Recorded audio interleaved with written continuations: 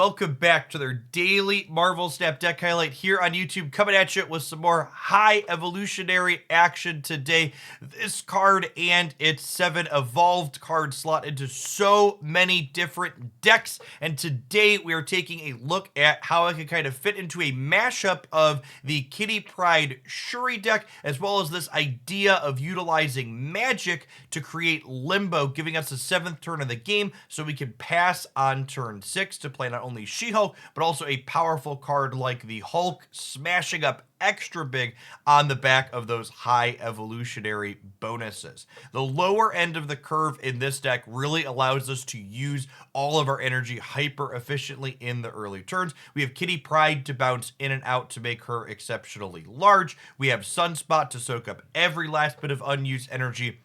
And then we have Misty Knight as well as Cyclops, which both gain powerful effects when we have unused energy at the end of each turn. Misty Knight giving a random card we have in play +1, and Cyclops giving -1 to 2 other cards at its location. Now, the two parts of this package with the Shuri Kitty Pryde and the Magic She-Hulk Hulk kind of get blended together by the card Taskmaster in the middle. So Taskmaster is really excellent at being able to copy an extra large Kitty Pryde that we've doubled from Shuri on that final turn of the game, but Taskmaster could also serve double duty when we have that 7th turn created by Magic's Limbo, because we can play Hulk out on turn 6, an absolute massive unit, and then copy that stat line with the Taskmaster. At any rate, I hope you enjoy the games that I have for you here today. I think they do a phenomenal job of highlighting the flexibility and efficiency that this deck generates when it comes to not only putting big numbers into play, but using up all of its resources every turn.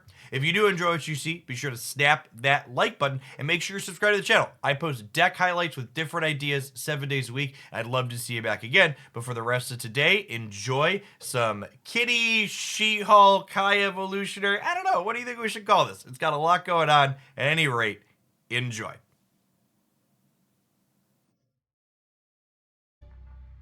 Opponent and I look to be doing some fairly similar things here.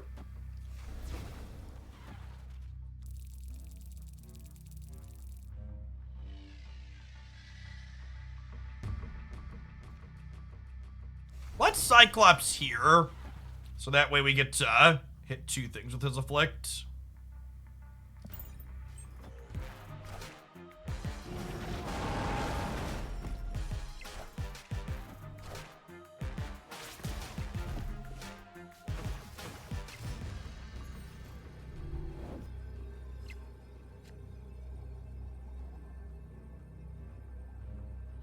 So if I play Kitty here, I'm going to 29, and then Sunspot puts me to 35, and then Cyclops puts them to 34, and then I win whichever path they Taskmaster into. They have to Taskmaster here, right?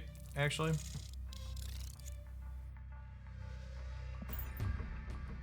Yeah. Okay. Got him. Strangely, this has felt like my hardest climb since the first time I hit Infinite in February. So, that's actually an interesting result from the metagame. So, card game players always talk about how they want really varied and diverse formats, right? But in a game like Marvel Snap especially, where how you snap and retreat is predicated on understanding your opponent's deck and their output range, having the format be healthy and varied actually makes climbing significantly harder and more skill testing, because you have to know the output range of significantly more decks in order to snap and retreat appropriately into them. So the metagame is better and it's more diverse, but that also makes it harder to climb because you need to understand what's going on in more matchups. It's not just they played Shuri on 4, I'm fucked, let's bounce. Yeah.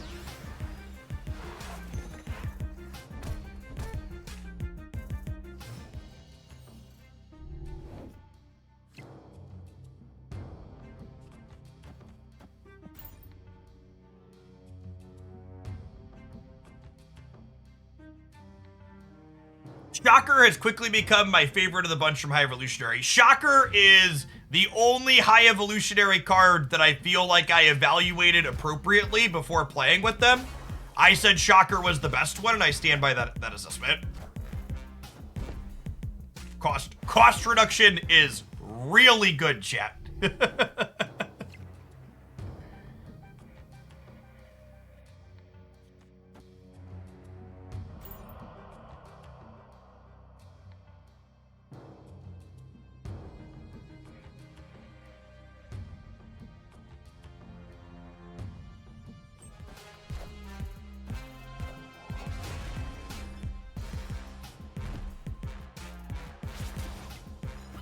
Hey, Ray, thank you for the half a year. Welcome back.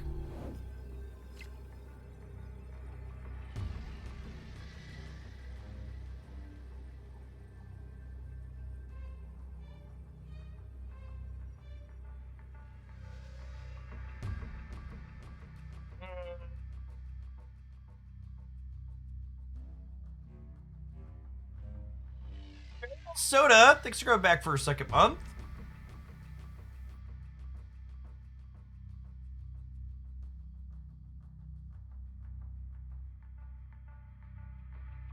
I think I have to play for all three here.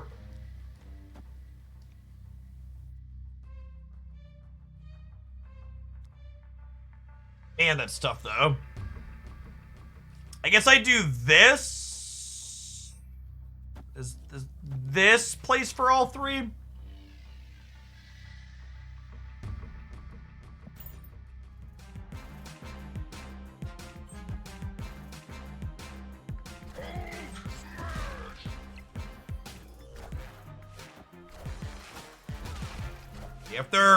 If their last play is just one big thing, I just want to position myself so I'm winning every path, and then we lose the one that they play their big thing to, and we win the two others.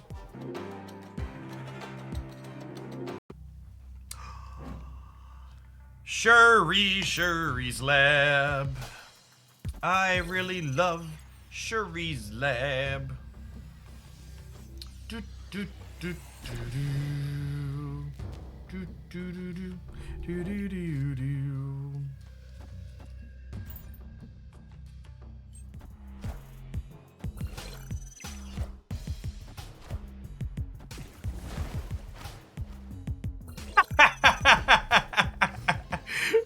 They're locking us out of playing Kitty Pride for a turn.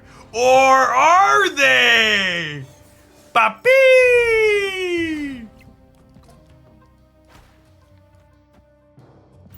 Got him.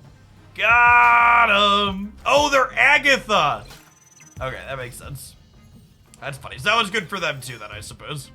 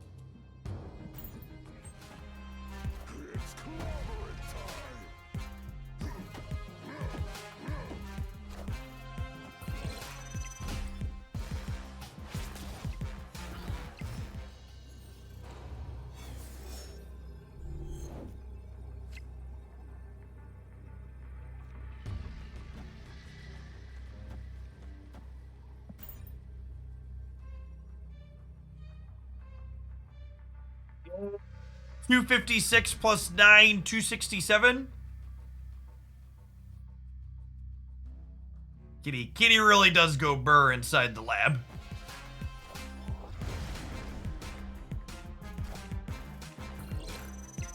Shout out to Red Pseudo, often hanging out in chat, donating a cube to let our numbers pop up on screen at the end here.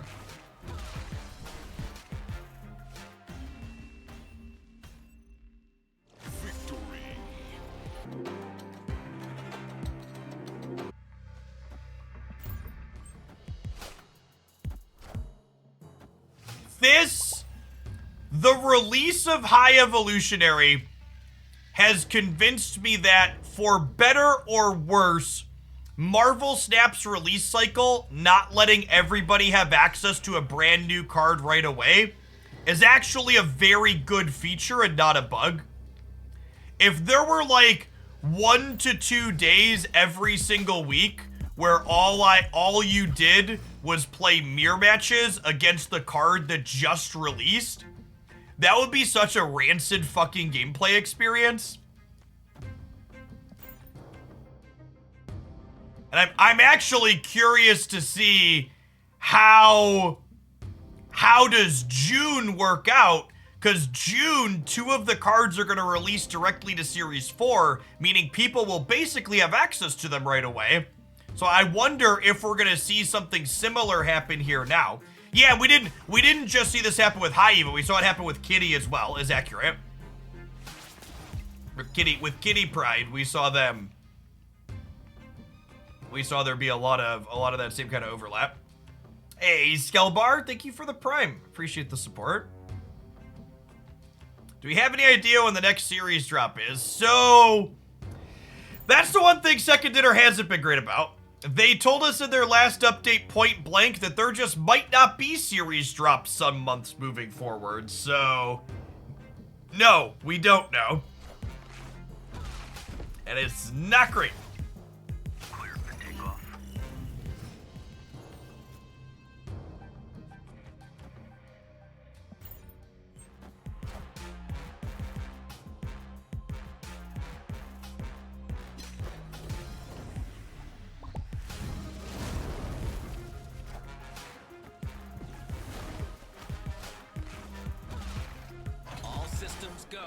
No Galactus nerf in this OTA. Galactus is not going to be a simple text box change. Galactus is going to require changing his card text. He cannot be changed via an OTA.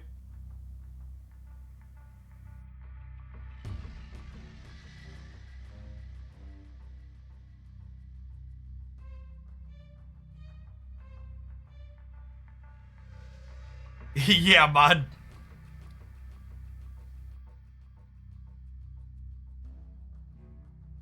Yes, the uncertainty of when cards will be downgrading in Marvel Snap is 100% a feature that is intended to get people to spend their tokens instead of sitting on them. Whether or not it'll have that specific impact will remain to be seen, but that is certainly the goal of the change that they're making.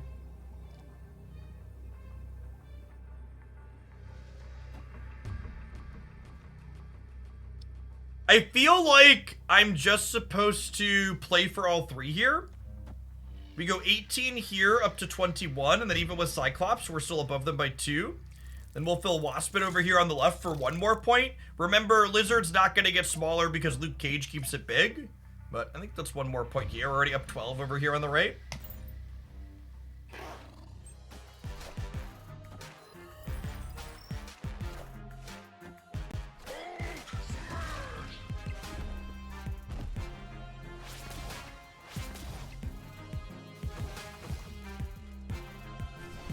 I'm glad we kept at this deck. The addition of Sunspot was definitely correct, and it really feels like with the details cleaned up that this is quite reasonable. We have Wakanda for Sunspot and Misty Knight to go safely into. Don't have to worry about any Killmongers this game, which is nice.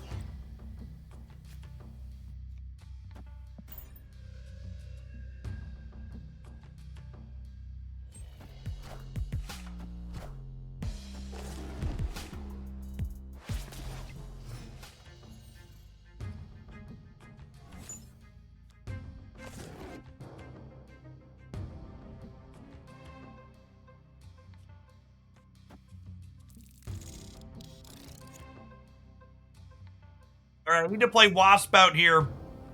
So that way I don't miss a card draw next turn because of Olympia.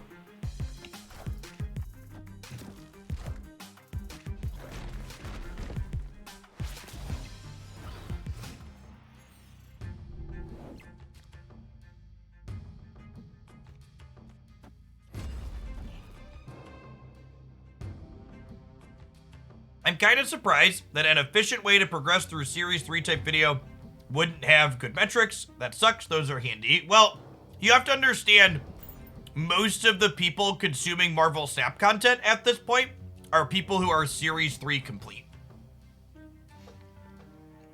So people that have been playing Snap since the end of last year, even free-to-play players, have all the Series 3 cards at this point. And while there are some new people coming in at all times, the smaller amounts of new people coming in are definitely outweighed by the existing player base when it comes to who's consuming what content.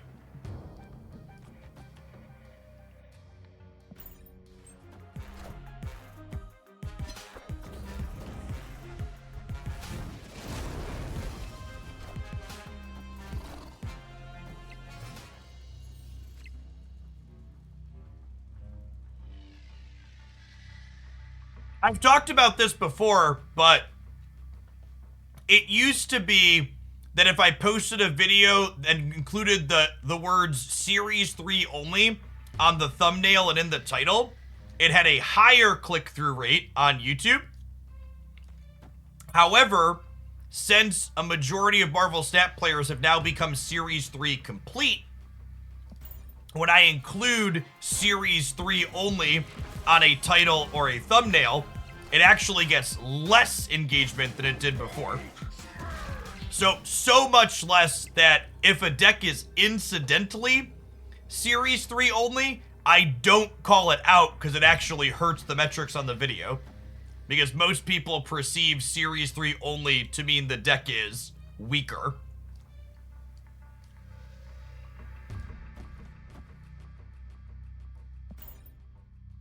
I don't really do budget decks. Like, when a deck I put up happens to be Series 3 only, it's just like, well, this deck doesn't want any Series 4 or 5 cards.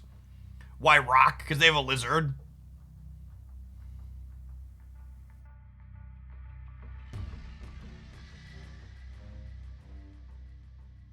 I want to fill for Lizard, but I also want to put the most stats in the middle.